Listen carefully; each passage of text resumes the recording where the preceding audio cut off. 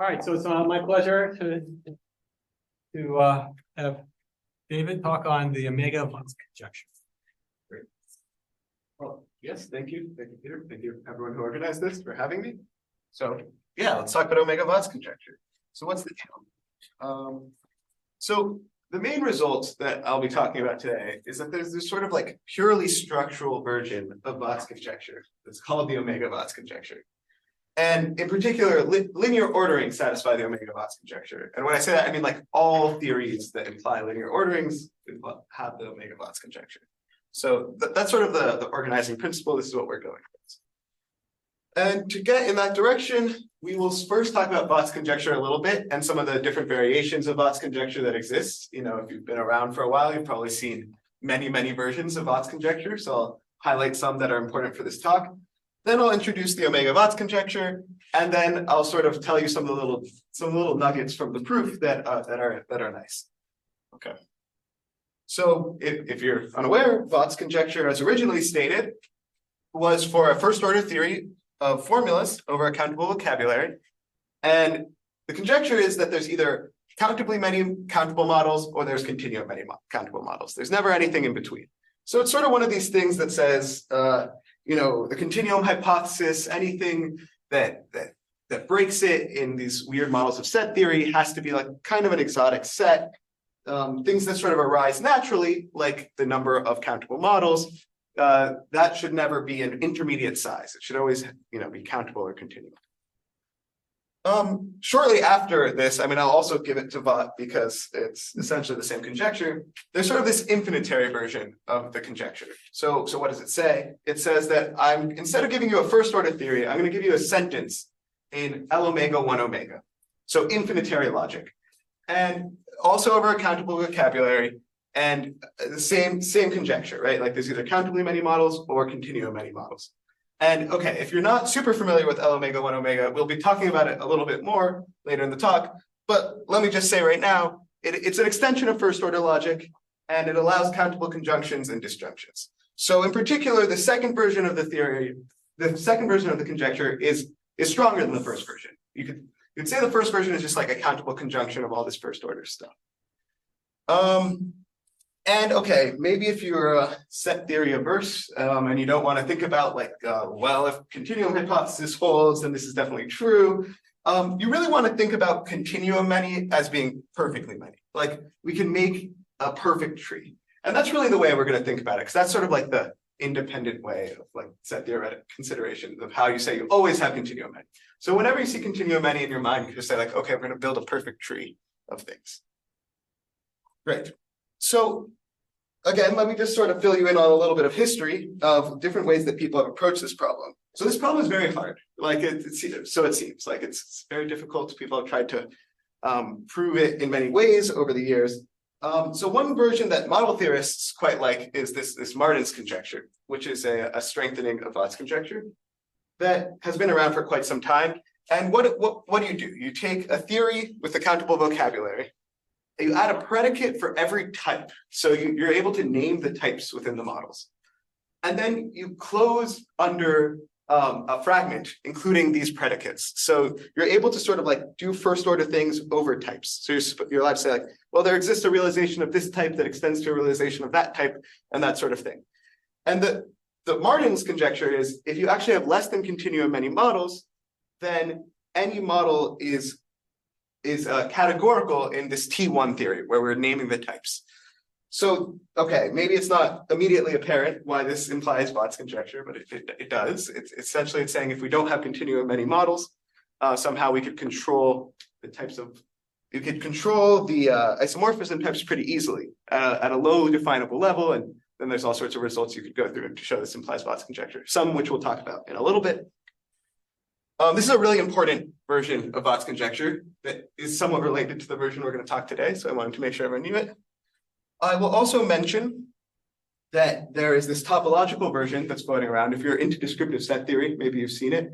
It says if you have a continuous Polish group acting on a Polish space, there's either countable or continuum many orbits. What we call isomorphism classes, they'll call orbits, right?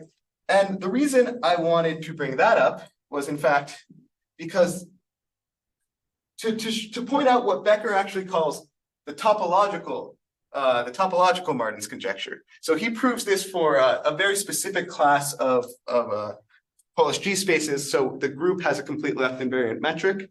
That's what he proves it for. So this is actually quite different from the model theoretic one, but sort of in the same spirit.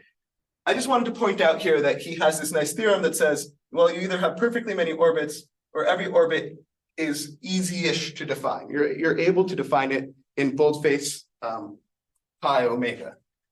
And when he shows this, he has this great little passage where he's like, it seems that I got the right bound for the wrong reason, because his proof is very different from anything for Martin's conjecture. But the reason I'm bringing up is that this ordinal omega, right, which is also in the title of the talk, so omega, sort of shows up in a lot of these strengthenings of Vaught's conjecture. And somehow this Martin's conjecture is saying, well, kind of give yourself omega more quantifiers than you would normally have. And then everything is really well controlled. And Becker is somehow saying, well, give yourself omega more quantifiers and everything is well controlled. But what I really promised was a structural version of Vaught's conjecture. And I would say this top one is pretty model theoretic.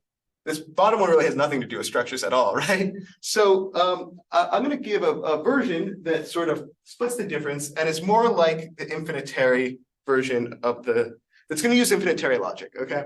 So which is a more structural logic to work in. So let me just remind you some basic things about infinitary logic. It's sort of like the bedrock of the talk. There's a notion of complexity for L omega 1 omega.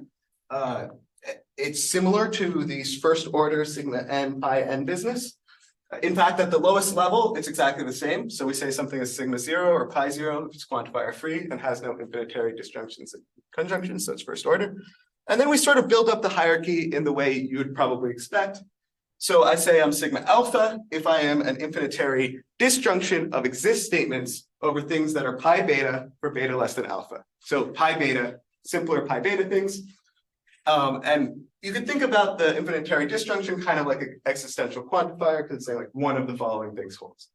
And then of course the pi alpha class is dual to the sigma alpha class. So it's not sigma alpha. One thing to point out, if you're very used to the first order setting, is that here are ordinals. These are actually ordinals. They might be infinite.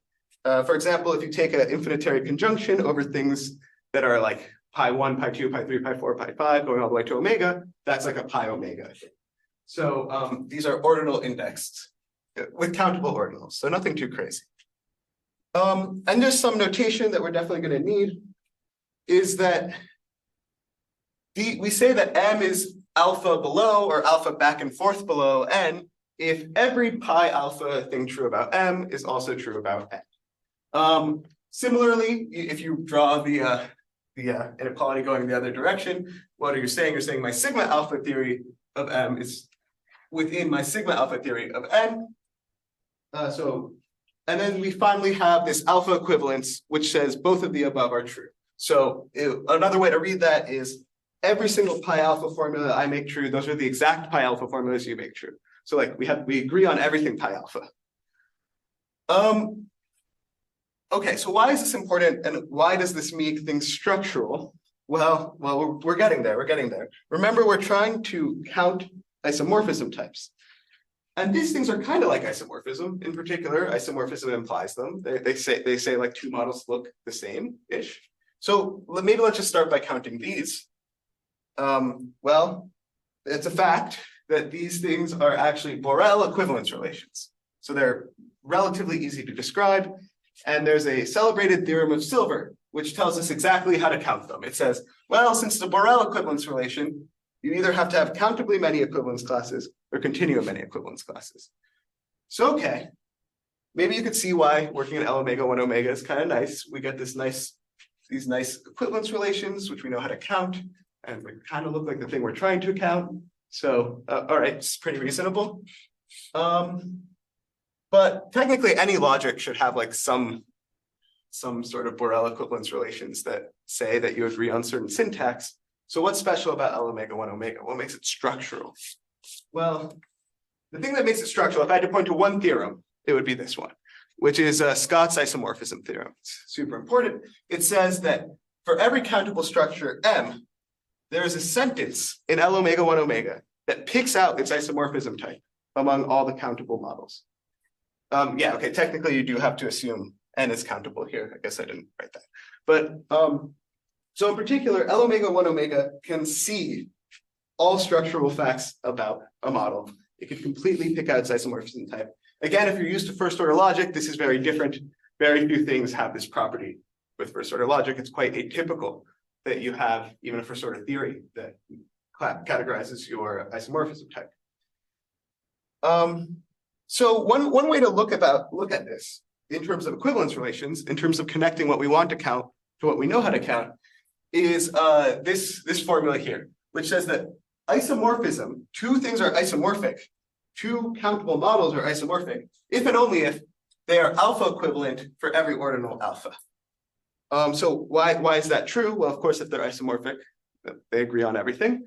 But if they agree, if you look at it from the perspective of one model, one countable model M, well, at some point, at some level alpha, this formula phi will show up, and anything that's alpha equivalent to my model M will actually be isomorphic because phi will fix the isomorphism type, right? So from the perspective of any single model, we just need to go up to some level. And yeah, okay, so that's another way to think about Scott's isomorphism theorem. It's in terms of these equivalence classes. Just a little bit more definitions, just a couple more before we could get to the good stuff. These phi, they're called Scott sentences, named after, Scott. And the Scott rank of a model tells you approximately where in this hierarchy we need to go for a given model before everything starts becoming isomorphic to it. So the official definition that we're using is this one that Antonio came up with, which is that Scott rank of M is the least alpha such that there's a sigma alpha plus 2 Scott sentence. Okay, so it's a little bit off. For good reason, I swear. So Scott rank is where this, it's a measure of complexity of a model. How hard is it to describe the model?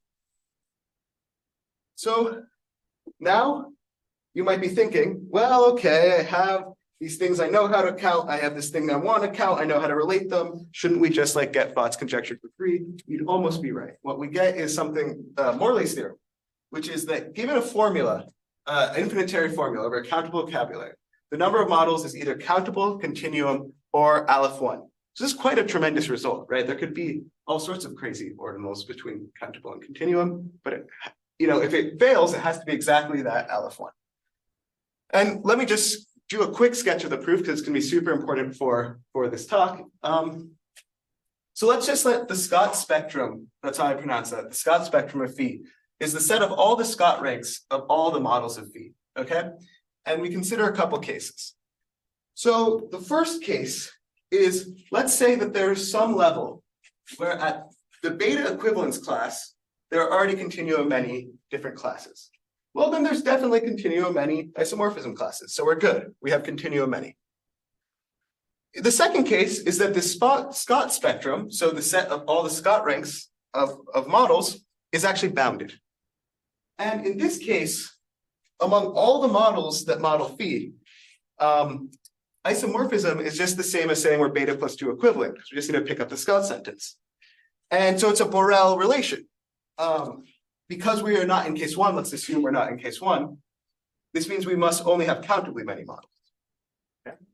So we have one case where we have continuum, one case where we have countable. And finally, you have this sort of third bad case, if you like, where the Scott spectrum is cofinal in omega 1, so it goes on and on and on. And for each beta equivalence class, there are exactly countably many classes. And you could show that this says that we have Aleph-1 models because we have one of at least one, cofinally many in the Scott rank, and there's Aleph-1 many Scott ranks. And you have at most countable at each level, so you have Aleph-1 total. Okay, so this is a nice theorem by Morley. But we really want to push past this. We want to extract something from this. And what I want to extract from this is that Morley is not only telling you that we have to be in one of these three cases, he's also telling you criteria for when these three cases occur. And so you do satisfy Vaught's conjecture exactly if you are in case 1 or case 2. And so how do we know we're in case 1 or case 2? Again, we actually want to prove Vaught's conjecture for certain things. We don't want to allow this weird case with the Aleph-1. Well, check this out.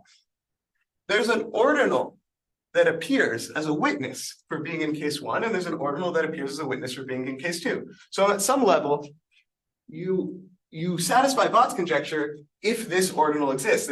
There's a level at which you satisfy Vaught's conjecture. So okay, that's an interesting observation. Let's go with a definition. We're just going to define the ordinal at which you satisfy Vaught's conjecture, if you happen to. That's how you should read Vaught ordinal. The Vaught ordinal of phi is the least beta that forces us in case 1 or case 2. So just to distill what that means, either we have continuum many models up to beta equivalence, which shows that we're in case 1, or there's only countably many models, and they all have Scott rank less than beta, which means we're in case 2. So okay, we have this nice little widget, this Vaught ordinal, and we know that this Vaught ordinal exists if and only if Vaught's conjecture holds. That's what Morley told us. Some examples, because I know this is a little abstract if you've never seen it before. Just plain linear orders with, this is actually a pi1 sentence. Its Vaught ordinal is 3 because there's uncountably many 3 equivalence classes. Happens to be that there's not uncountably many 2 equivalence classes. A Scott sentence that's sigma alpha plus 2 has Vaught ordinal alpha plus 1 because there's only one model and it's Scott rank alpha. And okay, so we could bound Scott rank alpha with alpha plus 1. If we like maybe model theoretically tame things, Q vector spaces, algebraically closed fields, that actually has both of those have Vaught ordinal 3, as their Scott ranks are always quite small. It's quite easy to describe these the models. So because Scott ranks are always less than 3. And a very interesting and important one to remember is Boolean algebras. So Boolean algebras actually have Vaught ordinal omega. So this is a non-trivial theorem. I guess if I had to credit it to someone, it'd be like Antonio and Kenneth Harris showed that there's only countably many n equivalence classes for all n and omega. And I guess quite a while before that, Feiner knew that there was actually uncountably many omega equivalence classes in this class. So, I mean, what I wanted to point out here on this slide is notice that the complexity of the sentence hews pretty closely to the Vaught ordinal, right? So this is alpha plus 2, this one's alpha plus 1, here's like 2 and 3. And okay, Boolean algebras, maybe they're a little farther. To say your Boolean algebra is pi 2, but your Vaught ordinal is omega. In the grand scheme of things, maybe those are not that far from each other. And okay, this would lead to a natural conjecture. I can now state the omega-Vaught's conjecture. Well, the omega-Vaught's conjecture says this relationship sort of holds no matter what. In particular, for a given formula of complexity alpha over countable vocabulary, not only does Vaught's conjecture hold, but we can witness it with an ordinal less than or equal to alpha plus omega. That's the conjecture. And of course, because of Boolean algebras, as I showed you on the last slide, this is the best possible general bound. If you made any stronger conjecture than this, it would be immediately false because of Boolean algebras. And it's sort of similar to Martin's conjecture or this topological Martin's conjecture.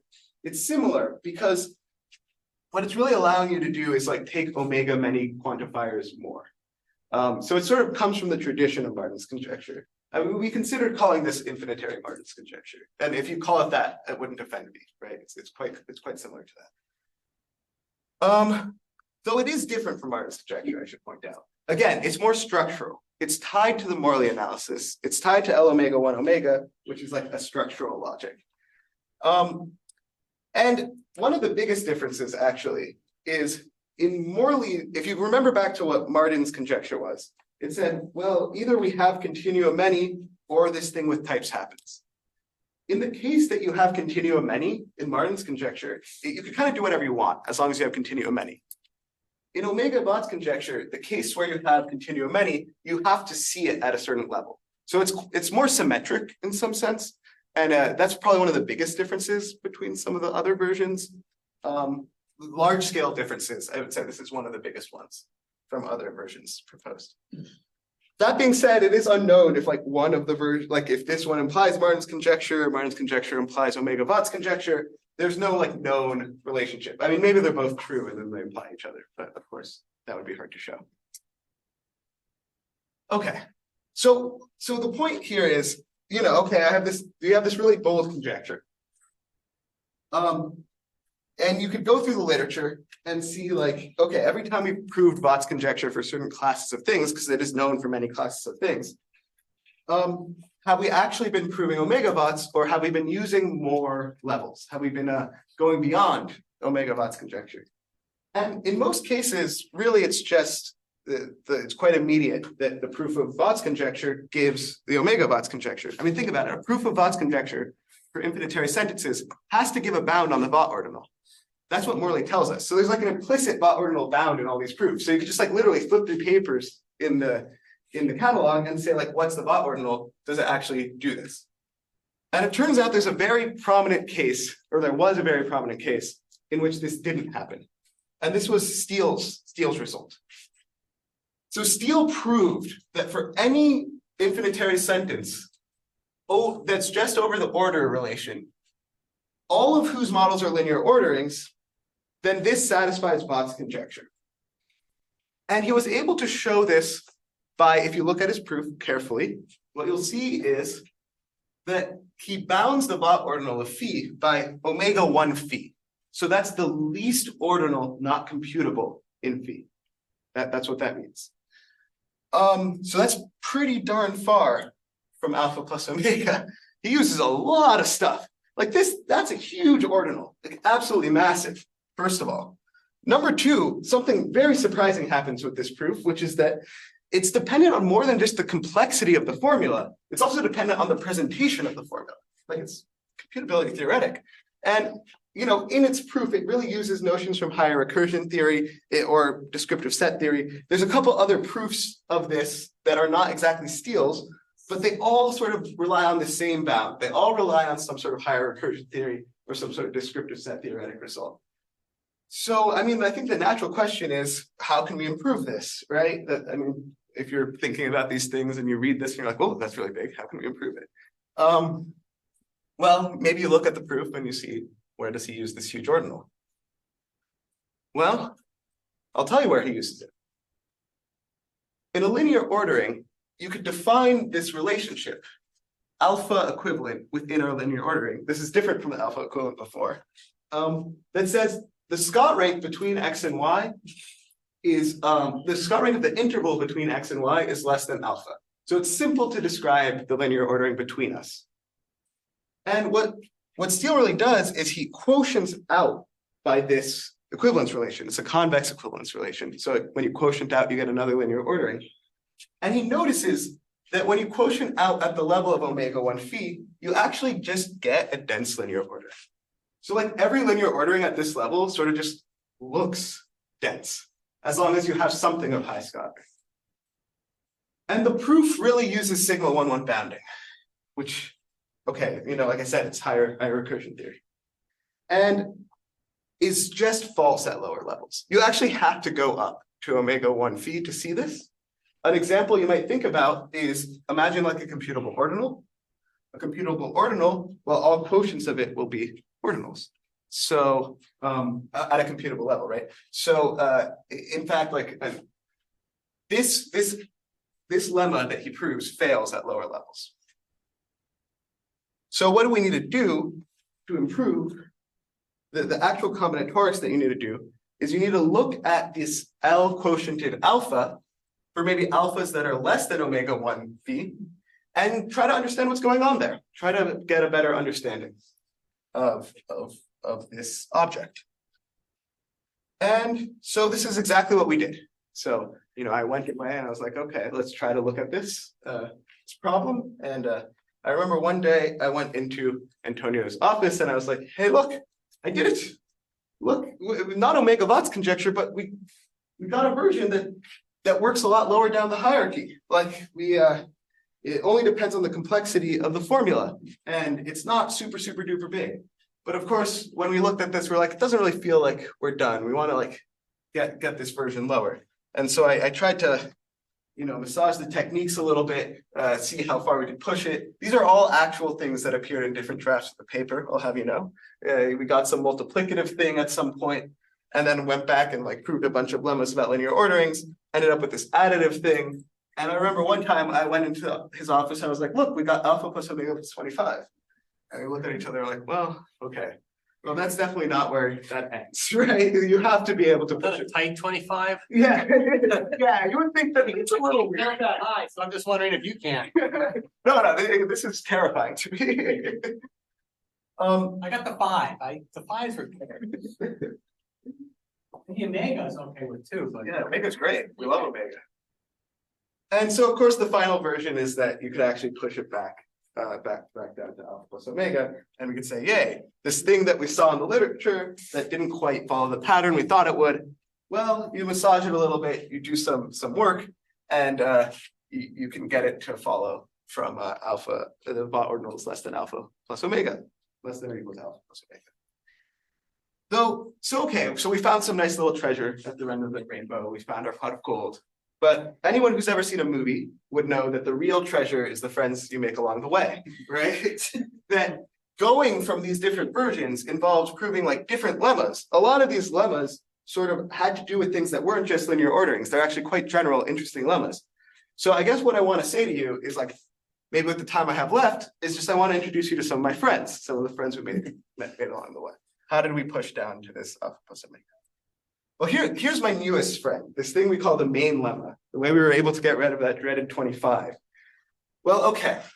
First, you need a small definition.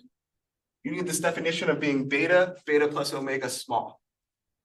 So what does this mean? It says that if I look at all of the models that are beta equivalent to me, there are only countably many beta plus n equivalence, equivalence classes. There are only countably many beta plus n equivalence classes for every n. So this is actually this feels kind of technical, but it's sort of a nice, very natural thing to say when you're studying omega-Vaught's conjecture. Because if something isn't beta plus omega small, you sort of automatically get omega-Vaught's conjecture, because what you're saying is, well, you could get all these things that share my beta type, and I could see continuum many at level of beta plus n. And so like, therefore I immediately solve the conjecture because, well, okay, that my Vaught ordinal must be less than or equal to beta plus n in this case. So this is a smallness condition, it's a tameness condition that we put on our models, that we almost get for free by working in the setting. So, if it's too technical, maybe just like read it as nice. Every time you see it, just say, oh, that's a nice model, okay. So the way we got to push down to this level omega was actually this very general lemma, which says, okay, what do we want to show? We want to show that every psi that implies phi has omega-Vaught's conjecture. So in our setting, this phi says linear orderings, right? And what we actually show is this second condition, which says for every nice model that's a linear ordering, let's say, and that happens to be complicated. So its Scott rank is greater than or equal to beta plus omega. What do we want in that situation? We have a nice complicated model. Maybe I'll draw it. So here we have this model that lives up here at level alpha plus omega. And can you just is this board better? yeah, that's better. Yeah. So okay, I have this nice model. What did I call it? I have A. A is at level alpha plus omega. We have, or maybe here's beta plus omega. And we have our beta type down here. What are we saying here? We're saying we could find a B that is also quite complicated. So a Scott rank greater than beta plus omega B that also shares my beta theory. So if you like, maybe I could draw this picture. Like these two agree up to beta, but I split before beta plus omega. So in particular, maybe I split at some finite level, beta plus n. Here's beta plus n. So this is what this equivalence thing is saying. It's like start with A, create such a B. And I mean, I'm not going to give you like a foolproof. Maybe you already sort of see how this has to go. But how do you use this condition? How do you use 2 to imply 1? I mean, the idea here is going to be to make a tree. So what you do is you look at, okay, so you can split once, right? now I could fix, instead of fixing the beta theory of A, now I could fix the beta plus n theory of A. And then apply this second condition again, right? Because we're saying, in particular, A still satisfies phi. So we apply this second condition again, but instead of, we now fix beta plus n. So we know we can't be B anymore because B has a different beta plus n level. So we have to split to something else. We have to split to the C. And we split at this level, I don't know, beta plus n2. And just the same, we could look at, I mean, the conditions to apply this little lemma are the same as the conditions for the model that it spits out. So we have this B that's complicated and nice. We could go ahead and split that again, just as we split A again. And we get this D here that maybe splits at, I don't know, beta plus n3. And well, okay, maybe you see where this is going. You split. This is just saying you could split once, but if you could split once, you could build a perfect tree. And well, really what we're actually doing is we're building a perfect tree where we have a model at every node. And at every node, we have a model of Scott rank beta plus, we have sort of a big Scott rank. So we have beta greater than or equal to beta plus omega. And then there's sort of a lemma you need to prove that says that there's some limit structure along each one of these paths. And okay, if you're used to first order logic, you might say like, that comes for free, that's compactness. Well, okay, well, we don't have compactness here, so you have to be a little careful, but it turns out this works. Like you split, you look across every path, you get perfectly many moves. So let me sort of distill this down for you for a sec. What becomes the objective? Once you have this lemma in mind, again, my newest friend, this lemma, what does it tell you? It says, okay, give this nice beta plus omega small a. So we have a nice a, we have a nice complicated a. What we want to do is explore the space of all the structures that are beta equivalent to A. So look at all the different things that I could turn A into, if you like, while preserving the beta theory. And try to find a way to transform A into some B that has the two competing properties. One of them says the Scott rank of B is still large. I'm still at least beta plus omega in Scott rank. So that means you should look kind of like A. Remember, A is large, B has to be large. We can't change too much. We need to keep B large. We need to keep B complicated. But we need to change B at least a little bit. We need to say, I agree with A, I disagree with A on some pi beta plus n formula, right? Like we actually need a split somewhere. So there's these sort of two competing goals that we have to keep in mind when exploring this problem. So, but a big thing, the biggest part perhaps is this part right here. Explore the space of B such that B is beta equivalent to A. You have to try to figure out how to do that somehow. And our main tool here is actually what we call the replacement lemma. Another one of my friends, yeah? So the replacement lemma, what does it say?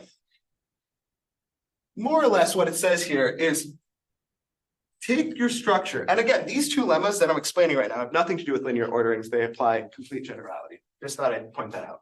But so if we have this nice structure L, I still call it L, even though it doesn't have to be linear ordering, that is some reasonable Scott rank. Let's say it's alpha plus n. We can find a structure P that is alpha equivalent or alpha plus n equivalent to L, but it is actually, its Scott rank is less than alpha plus Fn. So what am I saying? I'm saying I'm giving you potentially some very, very complicated thing. I can find something that's alpha plus n equivalent to that very complicated thing, but so it's quite similar, but it's way simpler. Like I could always bound the complexity by alpha plus n with finite error. So what, I mean, intuitively what's going on here, maybe I should say something, it's like, this is really a type omitting theorem, is what's going on. I'm saying like, I omit like all these complicated things going on, and I just like leave, I'm left with something that's quite simple. And depending on the strength of your type omitting theorem, that will like affect what this Fn is. It's kind of an aside, but like, it's still kind of open, like how good you could get this Fn. You might think you could get Fn equality, like Fn equals n. I kind of hope that's true, but I'm not sure. The version that we use in the paper is Fn equals 2 times n. But okay, because we are letting ourselves with finite error, it doesn't matter if this Fn is like a little weird. The point is, we could say like, I am going to take this structure and make it simple. But you might be thinking, if you're paying attention, hey, didn't you say that the one thing we couldn't do to change the structure was make it simple? Like, how is this going to help us at all?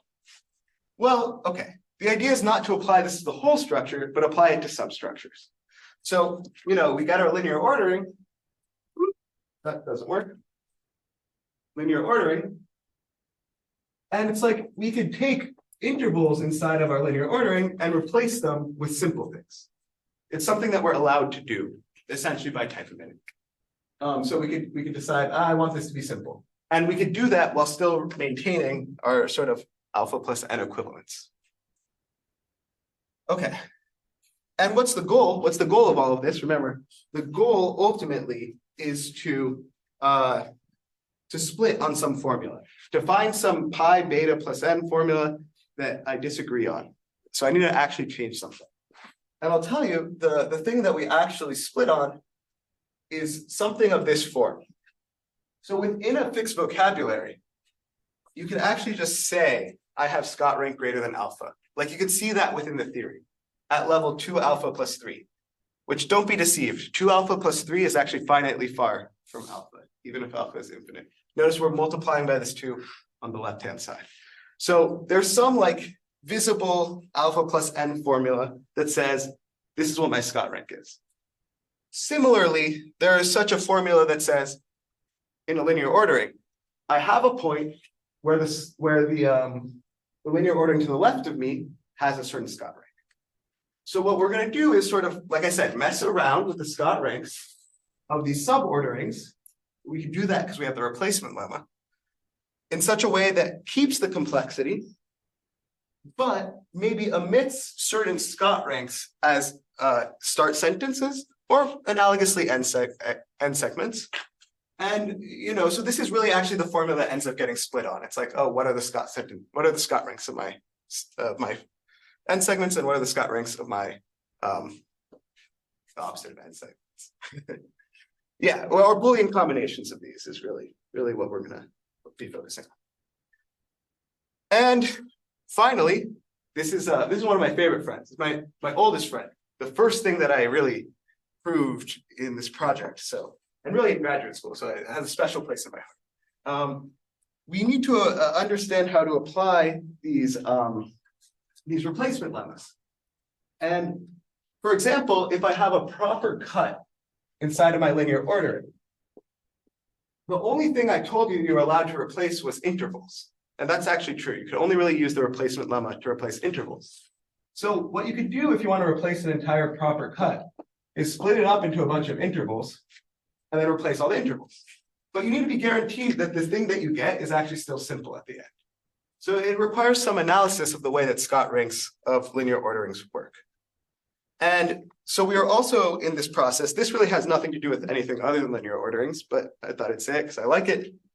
In this process, we were able to show that the Scott rank of a sum of linear orderings is less than or equal to the Scott rank, the Scott rank of the component linear orderings plus 4. And similarly, for any linear ordering, if you could bound the Scott rank of all of its initial segments by beta, then in fact the Scott rank is less than or equal to beta plus 4. So remember, the name of the game here is finite error. So this plus 4 is like quite acceptable in our setting. And these lemmas together allow us to not only replace intervals, but also replace cuts and sort of do these sort of higher order constructions that are actually needed in the argument. And really the rest of the proof is just about the combinatorics of linear orderings. Like those are the only real technical tools that we need. I'll tell you a little bit about, indulge me, I'll tell you just a little bit, one nice little thing you could do here. So remember, Steele said, I quotient, and I end up with a dense linear ordering. That means that I have all the flexibility in the world to like make uncountably many copies. We have to reduce to the case, we have to look at L quotient alpha plus n for some n. instead of looking all the way up the hierarchy. And remember, I told you that there's this case where Steele's thing fails, where when you quotient, it becomes an ordinal. That's a bad case. It turns out that that is like kind of the only case that's bad, which is kind of nice. Like let me just do a quick thing on the board here. What's the idea? So the idea here is that imagine you are somewhere in your ordering and you have that L quotient alpha plus n is not an order. So what does that mean? It means you have a bunch of points going down, down, down, down, down in a decreasing sequence, such that the interval between them has Scott rank greater than or equal to alpha plus n. And then, okay, maybe you have some more parts of the ordering over here, and maybe you have some more parts of the ordering over here. And why not say that this all happens within an alpha plus omega equivalence class? That's actually really not losing any generality, but the point is that if you're not an ordinal, what you could do here is by replacing everything over here with something simple, so make simple with the replacement lemma. And if you make everything over here simple, and again, we're assuming that within an alpha plus omega equivalence class, so it turns out because of these lemmas that we proved, that means that the thing left is still complicated. We are able to notice that there are some Scott ranks of initial segments missing here. If I am over here, let's say, look, consider a point that's above one of these intervals, any of these intervals. Well, I have a complicated interval below me, which means I must be complicated. And if I live over here, well, I live inside of something simple, so I must be simple. So we've omitted the Scott rank of certain beginning segments of this linear ordering. And to get a Scott rank of a certain segment, well, what you really need to do is pick one of these things and sort of replace to the left. You know, our replacement lemma does kind of control the Scott rank of what we end up with. And, you know, if this n is big enough, essentially what happens is I am able to omit something in the original model by just making this simple. And I'm able to realize this Scott rank of this initial segment by just replacing some initial segment with something of a suitable Scott rank. So really, like this case that you are in an ordinal quotient is quite key. It's really the most of the proof is dealing with ordinals. And okay, here am I sitting, I'm sitting in front of a room of logicians saying we reduce the problem to ordinals, I swear the rest is easy. And I'm sure you're all thinking, well, ordinals are complicated. What are you talking about? Okay. Well, ordinals are descriptively complicated, okay? But combinatorially, they actually are really great. So yes, it's hard to describe all the ordinals, but for example, ordinals have properties, and in fact, this is also true for things whose quotients are ordinals. Here's an example of a combinatorial property that ordinals have. Say we have an L that's an ordinal, and for all X and L, the initial segment below X initially embeds into some other linear order in K. So I'm saying all my initial segments embed into K. If you're an ordinal, this actually implies that L initially embeds into K.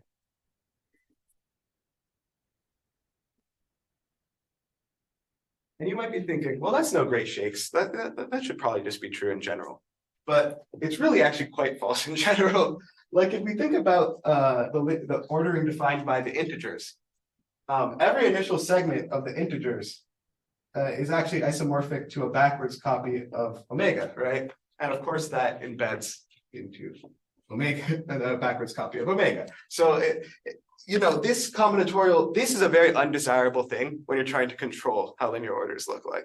And it turns out these sorts of properties that make ordinals nice, or things who have quotients that are ordinals nice, are exactly the sorts of combinatorial properties you need to make the rest of the proof go through.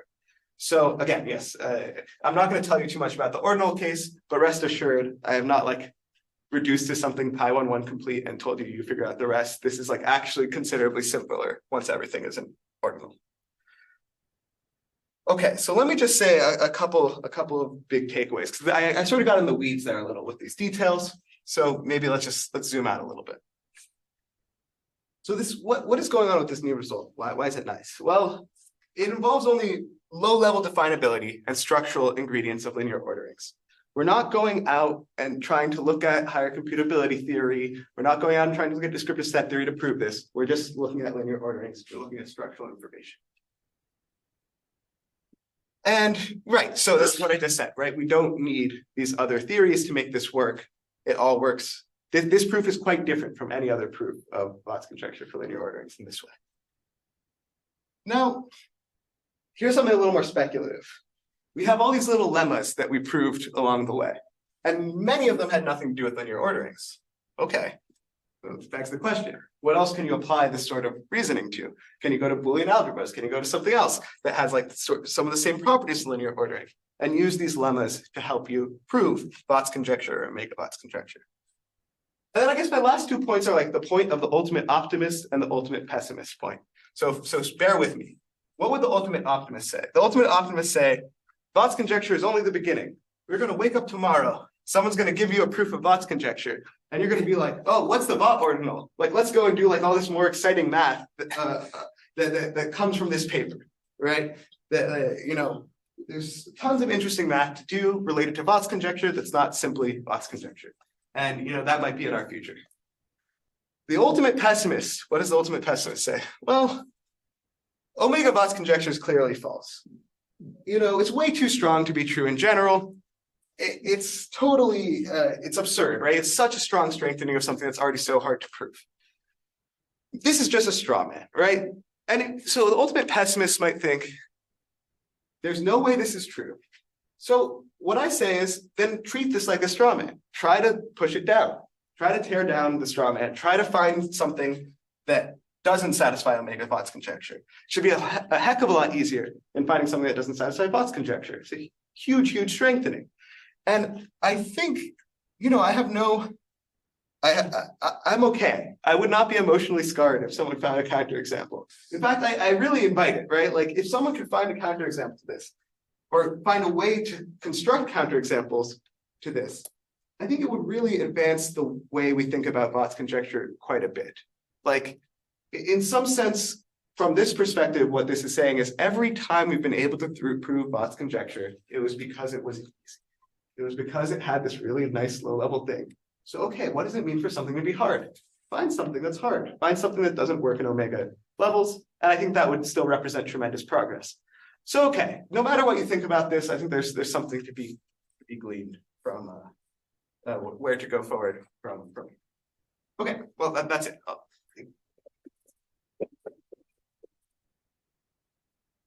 Do you have a suggestion for the next theory to tackle? Yeah, so that's a great question. There are a couple routes you could go, and that I'm trying to actually actively work on with a couple people. I don't know, Boolean algebras act very similarly to linear orderings, but they seem to be quite different. That's the very ambitious thing to say, right? Like, oh, we want to look at Boolean algebras, right? Because of course, Vaught's conjecture is not known for Boolean algebras. The other direction you could take is, I said something at the end there, which was like, in all cases, we know Vaught's conjecture, it's easy. But like, that's not really true, right? Like there's a couple cases I didn't mention, right? Particularly like model theoretically stable. Like model theoretically tame cases like omega stable theories would be something worth looking at. I mean, for example, Steve Beekler proved something about like super stable, blah, blah, blah. Finite rank super stable theories, yeah. So what rank is that? Not sure. But I would start. Anybody, Steve, read the proof? Well, I know I have. I think you'd have to start with omega stable if you wanted to go in that direction. I mean, O minimal certainly would be something that you would think may act kind of like Is it known for O minimal theories? They have linear orders. Sorry? They have a linear order. Yes, but in linear orderings, we're not allowed to extend language. We're only allowed to sort of add an adjective to linear orderings. Oh, I missed what I thought you said anything extended. Oh, sorry, yeah, maybe I can go back to that slide. All right, so you just mean any completion or any extension material. That's right, yeah, Oh, okay. right here, like over the length. Oh, okay. Sorry, I just. Well, okay, so right, you could either go like towards like the model theoretically tame side of things, you could go towards specific things like Boolean algebras, which we know a lot about how the back and forth relations work. A third idea is sort of actually more in the topological realm, like these Klee groups, try to understand what's going on in the continuum case. Right, there's something actually about this statement that implies that work is not quite done yet. Like there's something to be said about like in the continuum case where things split. And as far as I can tell, nothing is known about that. So okay, yeah, there's some pretty there's plenty of directions to go. Like, yeah. Other questions? I'm sorry, I'm supposed to be the MC too. Do we know what values, do we know anything about the values that the Vaught ordinals might take? Like, can any countable ordinal be a Vaught ordinal of something? Well, I mean, if omega-Vaught's conjecture. Oh, you mean, well, okay. Well, there's this example, there's a sort of a silly example. What's the silly example? Yeah, the second example right here, right? Well, okay, if you have a Scott sentence, Oh, yeah, then right, your Vaught ordinal is just essentially the Scott rank. and I assume that it's known that that there are always sentences or. Oh, are there structures of any given Scott rank? Yeah, there are. Yeah. Other questions? Let's thank the speaker again.